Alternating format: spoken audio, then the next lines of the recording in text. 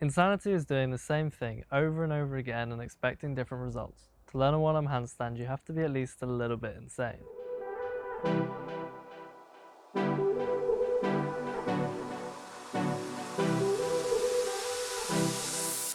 A one-arm handstand is actually not that similar to that of a two-arm handstand. I compare it to first learning to jump. Jumping is nothing like standing, yet it requires you to be able to stand before you can begin to jump. A one-arm handstand needs a solid two-arm, but is very different in its execution. The one-arm handstand is simply magnitudes harder. A one-arm handstand requires you to take the weight of your entire body on a single arm. You quite simply double the intensity from that of a two-arm. This means you need to be able to push and elevate with double the force. You also need to have enough shoulder flexion strength with just the single arm to be able to overcome underbalance. Not only do you have to take the weight on just one arm, but you've taken away the lateral support of having two hands. In a two-arm handstand, you majoritively only have to make corrections forwards and backwards. By removing the lateral stability of the other hand, one-arm handstands can fall in essentially any direction. For this reason, you'll need to be able to make corrections in every direction. Alongside this, without the support of the free arm, rotation comes into the equation, which can send you spiraling out of balance. Furthermore, you're no longer stacked vertically, as you'll have to shift your center of mass to remain over a base of support that is now a single point. This changes the shoulder placement involved in a one-arm handstand over that of a two-arm. It doesn't end there. Due to the instability involved, the number of corrections required per second to stay up in balance is multiples higher than that of a two-arm handstand. There are too many variables involved to consciously take into account for each of them. Instead, you must ingrain the responses required to keep you up in balance autonomously. This requires literally thousands of repetitions in order to groove the appropriate corrections required to keep you up. Now, we can't simply go for glory and chuck the free hand off over and over and expect to achieve anything in the process. So first, let's take a look at how the one-arm handstand works mechanically. We must always obey center of mass over base of support. By reducing the base of support to a single hand, the body must stack differently than when on two arms. The body's center of mass typically lies around the belly button and must shift over the base hand. There are multiple ways of shifting over that we discuss later in the one-arm handstand section of the Handstand Toolkit.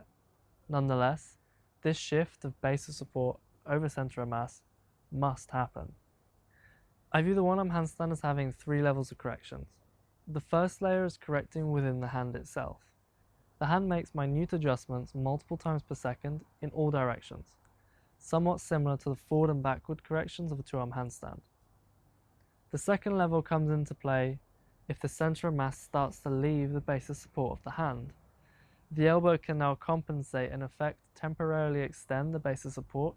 If the elbow fails, the third level kicks in, with the shoulders, torso and legs, which can then compensate to shift the center of mass back to a more central location. But if the center of mass falls outside of the base of support, the one-arm handstand will fall over.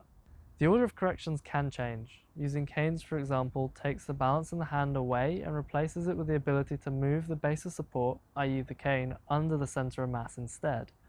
I cover this in more detail in a separate video later in the Handstand Toolkit.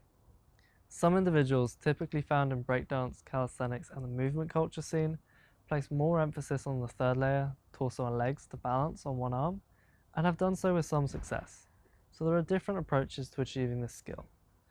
Having said that, from my experience watching, talking and learning from some of the top hand balancers in the world, it appears that the three levels, in the order I mentioned, is the most appropriate order from a hand balancing point of view, leading to faster progress and reduced likelihood of plateau compared to other approaches. To build up to the increased intensity, corrections with a single hand and moving center of mass over a single hand base of support, we can use techniques such as flagging and fingertip support to gradually build towards the one-arm handstand in a more approachable way than simply pulling off the hand and hoping for the best.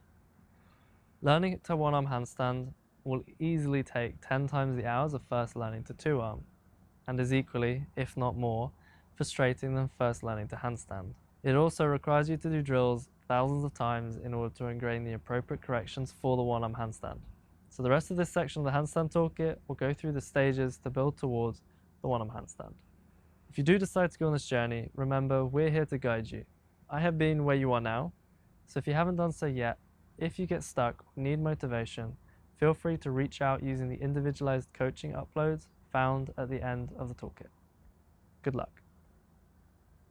Insanity is doing the same thing over and over again. Insanity.